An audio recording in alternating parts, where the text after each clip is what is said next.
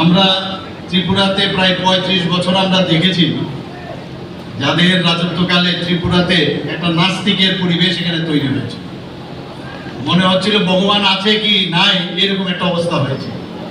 অথচ আমাদের তো আছে, আমাদের যারা পূর্বপুরুষরা তারাও দেখেছেন, আলোচনা হয়েছে, চারিদিকে মন্দির, আমরা মন্দিরে যাই, পূজা অর্চনা করি, কিন্তু এইরকম একটা বাতাবরণ করেছে যারা ঈশ্বরকে বিশ্বাস করে না, নিজেদের নাস্তিক, তো সমস্ত মানুষকেই একটা নাস্তিকের পরিবেশ এখানে তৈরি করেছে।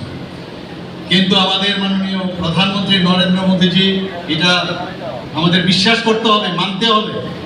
যখন উনি দায়িত্বভার সামলালেন, সারা ভারতবর্ষের মধ্যে আবার যেন একটা আস্তিকের যে পরিবেশ সেটা কিন্তু তৈরি হয়েছে।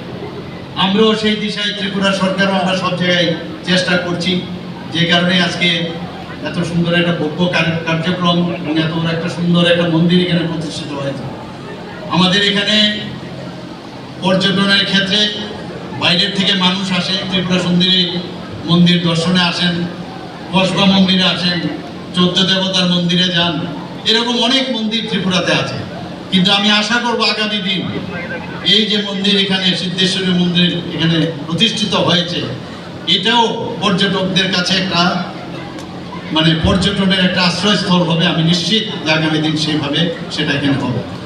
আমি আজকের যে বর্তমান যে পরিস্থিতি ত্রিপুরাতে আপনারা জানেন, একটা সময় ছিল 35 বছরে একদিকে যেমন নাস্তিকের পরিবেশ, আর একদিকে উচ্ছৃঙ্খলতার পরিবেশ আমরা দেখেছি।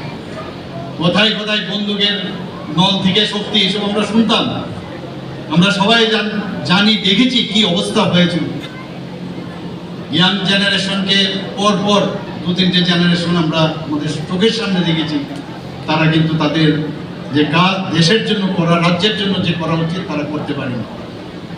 এই মাননীয় প্রধানমন্ত্রী যে আসার পর এবং আমাদের যে সরকার এখানে প্রতিষ্ঠিত হওয়ার পর আপনারা দেখছেন যে আমরা কিন্তু এখন একটা আস্তিকের পরিবেশ এখানে নিয়ে এসেছি।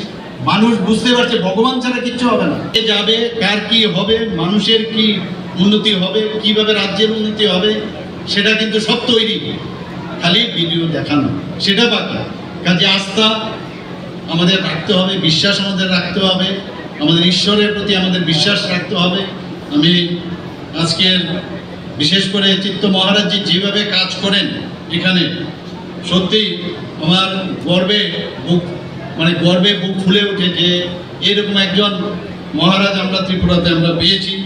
ওনার যেভাবে উনি কাজ করেছেন, বিভিন্ন হোস্টেল ছেলেদের জন্য হোস্টেল নিয়ে পড়াশোনার জন্য, যাতে ঠিকভাবে পড়াশোনা করতে পারেন, স্কুল করেছেন, হোস্টেল করেছেন, খাওয়া দাওয়ার ব্যবস্থা করেছেন, বইপত্রের ব্যবস্থা করেছেন।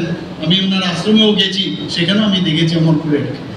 তো সব জায়গায় উনি যা দরকার মানুষের জন্য এখানেও সেই চিন্তা ভাবনা উনি করেছেন। বর্তমানে ওনার প্রায় 24টার মতো আশ্রম এখানে ত্রিপুরায় আছে এবং প্রায় 1,500-এর মতো স্টুডেন্ট উনি পড়ান এবং তাদেরকে আধ্যাত্মিক এবং স্পিরিচুয়াল এবং সত্যিকারের মানুষ হওয়ার যে পড়াশোনা করা উচিত সেইভাবে ওনার সেই শিক্ষা লাভ উনি করাচ্ছেন। এবং এখন পর্যন্ত প্রায় 7,000-এর উপরে যারা উচ্চ শিক্ষায় ওনার স্কুল থেকে পাশ করে তারা উচ্চ শিক্ষায় এখানে গেছে। এখানে আমি আর বেশি কিছু বলছি না, এতটুকু গল্প আমরা সবাই জানি। শ্রী শ্রী গুরুদেব শান্তিকালী মহারাজ 1974 সালে মাত্র 14 বছর বয়সে 56 বাস দিয়ে এই আশ্রমটি প্রতিষ্ঠা করেন এবং শ্রী শ্রী শান্তিকালী মহারাজ নিজ হাতে মূর্তি তৈরি করে কালী মায়ের পূজা করতেন। মূর্তিটি আমরা একটু আগেও আমরা দেখে এসেছি এবং অত্যন্ত মানুষের জন্য চিন্তা ভাবনা, সেই চিন্তাধারায় উনি ওনার কাজ করতেন।